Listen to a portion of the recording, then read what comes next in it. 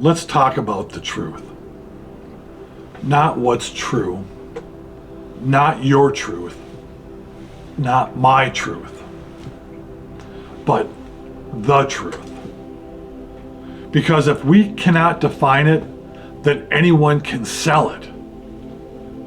So, what is truth? Truth is what remains when the story is stripped away.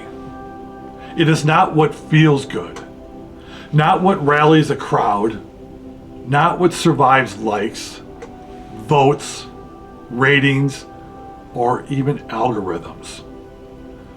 Truth is alignment with reality, even when reality is inconvenient, boring, painful, or lonely.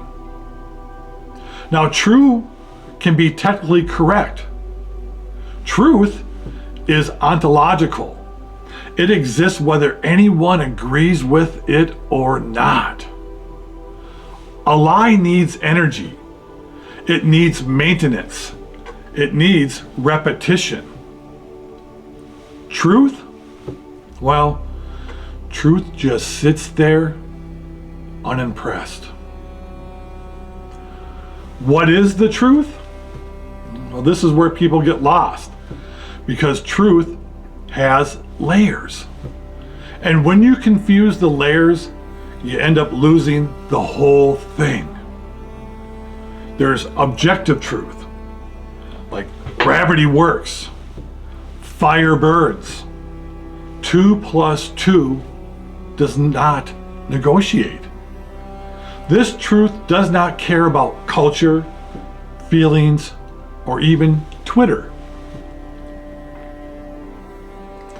Experiential truth, what you actually lived, not what you were told to feel about it later. And this is why propaganda hates lived experience. It's very hard to edit. Then there's moral truth. What causes harm regardless of intent? You don't get a moral refund for meaning well. And then there's narrative truth. This is the real danger zone. Stories we tell to survive, to unify, to control. Sometimes useful, but often abused. And this is where my truth tries to cosplay as the truth. And when the narrative truth pretends to be objective truth, civilizations don't argue. They fracture. Who tells the truth? Here is the uncomfortable part. No institution tells the truth by default. Not governments, not the media, not churches, not corporations, and definitely not algorithms. Institutions optimize for 3 things: power, stability, and survival. And truth, well, truth is often bad for all 3. That's why truth usually comes from places with no protection, like whistleblowers before they're punished, children before they are trained, artists before they are censored, the marginalized before they are ignored. The dying, well, that's just because the bill is due. Historically, truth tellers don't get statues first. They get silenced first. I mean, just ask Socrates. Ask Galileo Galilei. Ask Edward Snowden. Truth does not arrive with applause. It arrives with consequences. So how can you tell when something is the truth? Well, here's the brutal filter. Use all of it, not just the parts you like.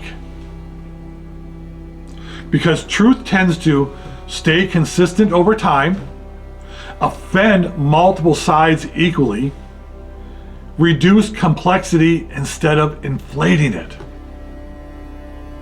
And it always costs the speaker something, but it always survives scrutiny from enemies, not just allies.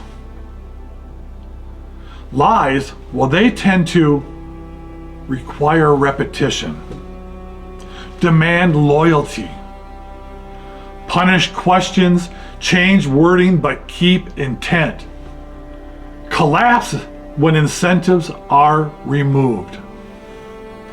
Now, if someone says, "Don't question this," you are not near the truth. You are near control. If something only works when everyone agrees, it is not truth. Truth works even when everyone disagrees. The hardest truth? Well, this is the part most people avoid. The truth is not comforting. Meaning can be comforting. A community can be comforting. Rituals can be comforting. Truth is often cold, quiet, and surgical. And this is why humans keep wrapping it in stories, flags, slogans, and gods. Because naked truth is hard to sit with. But here's the part nobody wants to hear. Truth does not need you to believe in it. It only needs you to stop lying to yourself. And that, right there, well, that is why it is so rare. This video, it is not for everyone. It is not meant to convince. It is not meant to rally. It is not meant to win. It is meant to reach one person, the one who already feels it, already knows something's off, already suspects the story doesn't line up with reality. If that is you, you are not crazy. You are not alone. And you are not late. You are just early. I am MT. This is MT Promises to You, because I'm done with the empty promises to you.